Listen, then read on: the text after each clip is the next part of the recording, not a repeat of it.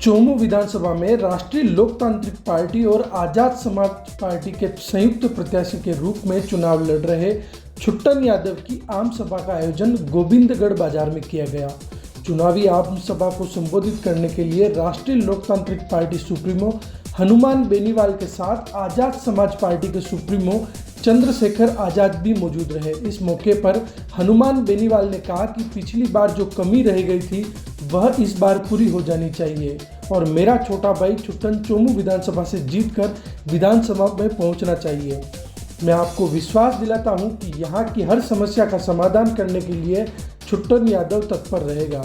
चंद्रशेखर आजाद ने कहा कि अपनी वोट की कीमत पहचानो। जब हम बाजार से 10 रुपये की चीज़ खरीदते हैं तो भी उसको ठोक बजा कर लेते हैं।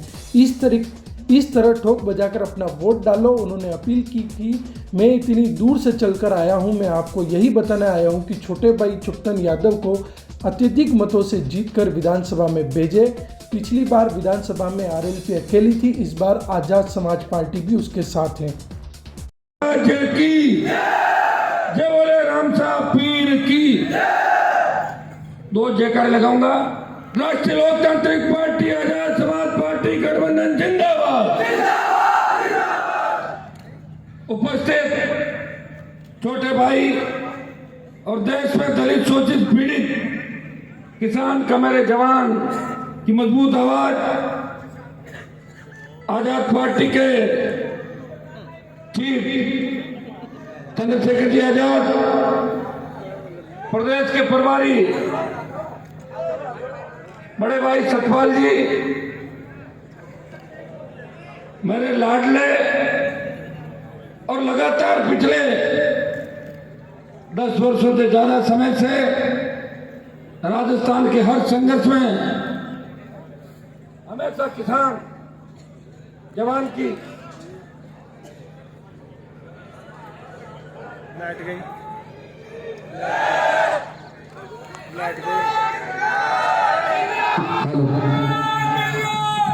हमेशा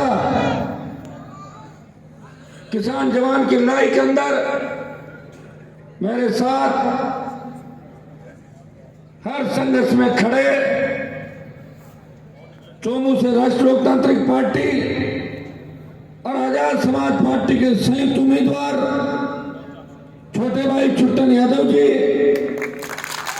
भाई रणदीप चौधरी, शंकर नारोलिया जी, मेरे मित्र किसान आंदोलन में मोदी को अपनी लेखनी से बार बार परेशान करने वाले चौधरी पुष्पेंद्र जी, सम्मानित मंच उपस्थित मौजूद बुजुर्गों, नौजवान साथियों और बड़ी तादाद के अंदर आशीर्वाद देने पहुंची मातृशक्ति और प्यारे बच्चों, चोमू के अंदर और गोविंदगढ़ जहां पे सभा है, गोविंदगढ़ में जो जोश आपका नजर आ रहा है उसे देख के लग रहा है कि आरएलपी गठबंधन कांग्रेस बीजेपी को पीछे छोड़ता हुआ जीत की ओर अग्रसर हो रहा है। इस बार आप वोट करना इस राजस्थान की हिफाजत के लिए, वोट करना जो पेपर लीक की घटनाएं हुई, जिस तरह राजस्थान का नौजवान जिसका भरोसा इन आरपीएससी माध्यमिक शिक्षा बोर्ड कर्मचारी चयन आयोग जो भर्ती करवा रही है, इनसे भरोसा उठ गया। बच्चे पूछते हैं, हर पेपर होता है कि आउट तो नहीं होगा, इंतजार करते हैं कि अभी तक पेपर आउट हुआ कि नहीं हुआ। और दिल्ली के अंदर जब लोकसभा में हंसी मजाक चलती है, सेंट्रल हॉल के अंदर देश के एमपी मुझे पूछते हैं, हनुमान जी राजस्थान में डिग्री की रेट क्या है, कितने रुपए में डिग्री मिल जाएगी, हमें डिग्रियां चाहिए। एक मजाक तो राजस्थान का बना, राजस्थान के माथे पे जो अपराध का कलंक काला टीका लग गया, ये किसने लगाया?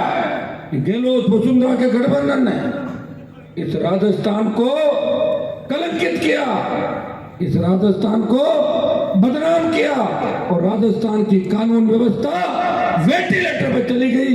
इसके लिए जिम्मेदार है तो कांग्रेस भारतीय जनता पार्टी के ये संगठन जिम्मेदार है, पार्टियां जिम्मेदार है, इनके लोग जिम्मेदार है जिन्होंने लंबे समय तक राजस्थान में भ्रष्टाचार किया।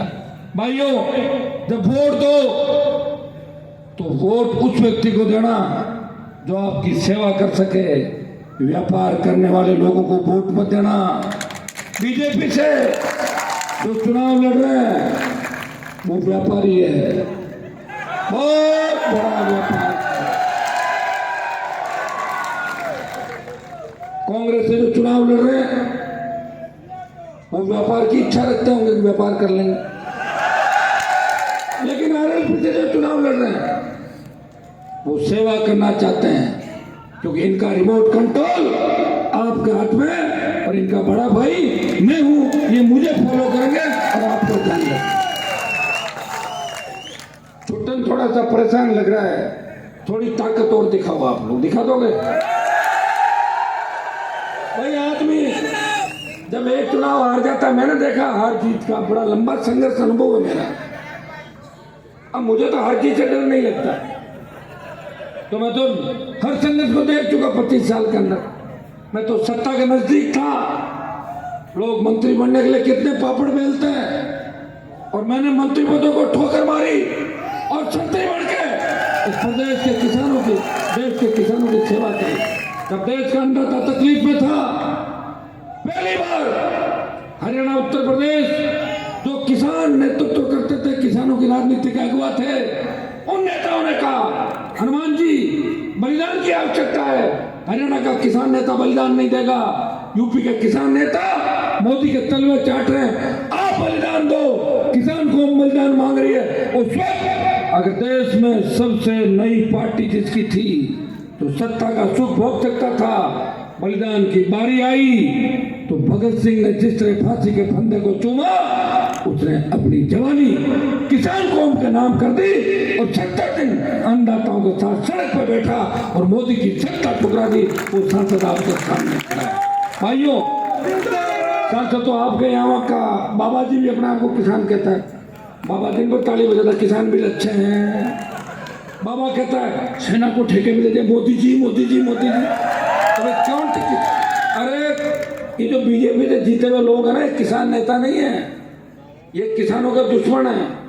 जरूरत पड़ती है वोट मांगने आ जाते हैं, और नहीं तो मोदी का गुणगान करते हैं हर टाइम। मोदी जी ने ये किया वो किया, मेरे से जिद करते थे जब तीनों कृषि बिल आए थे, हनुमान जी कृषि बिल बहुत अच्छे हैं, तो मैंने कहा ठीक है अच्छे तो रखो ना, अपने मना कौन कर, हम तो कह रहे अच्छे नहीं है। और बोला मोदी जी झुकेंगे नहीं, मैंने कहा मोदी जी तो झुके ही चलने लग गए, झुकेंगे कैसे नहीं। और मोदी झुका नहीं झुका। दिन कहते तो दिन, लेकिन फिर इस देश में लोकतंत्र आया। अब आपके हाथ में ताकत है। मैं आपसे कहना चाहता हूं, जब आप 10 रुपए के सामान में 50 बार सोचते हो अच्छा है बुरा है नुकसान तो नहीं होगा, तो अपनी वोट को ऐसे किसी को मत दो। मान्यवर काशीराम साहब कहते थे कि वोट को बेचना नहीं होता है, वोट की रक्षा ऐसे करते हैं जैसे बहन बेटे की रक्षा करते हैं। और अगर वास्तविकता में आप वोट की कीमत समझते हो तो मैं लिख के देता हूं, अगर आपने फैसला लिया तो राजस्थान में परिवर्तन आएगा। ऐसी शक्ति का निर्माण होगा कि ना नौजवान परेशान होगा, ना महिलाएं परेशान होंगी, ना किसानों को फसल के दाम के लिए किसी दफ्तर के चक्कर लगाने पड़ेंगे, ना किसी गरीब कमजोर पे कोई अन्याय करेगा, ना जाति के आधार पर भेदभाव होगा, ना धर्म के आधार पर भेदभाव होगा। मिलजुल के राजस्थान आगे बढ़ेगा और राजस्थान तरक्की करेगा। पानी की समस्या भी खत्म होगी, रोजगार की समस्या भी खत्म होगी, महंगाई में भी निजात लगाएंगे, टोल भी फ्री कराएंगे, आपको आगे बढ़ने का अवसर भी देंगे और ऐसा माहौल बनाएंगे कि अगर रात के अंधेरे में 12 बजे भी कोई बच्ची बहन निकलेगी तो सम्मान से घूम के आगे कोई जालिम गुंडा उस तरफ आंख नहीं उठा पाए। इसलिए मैं आपसे कहना चाहता हूं, स्पेशली उन लोगों से जो चाहते थे सतपाल चौधरी जी विधायक बने। आप ये समझो कहां है सतपाल चौधरी जी?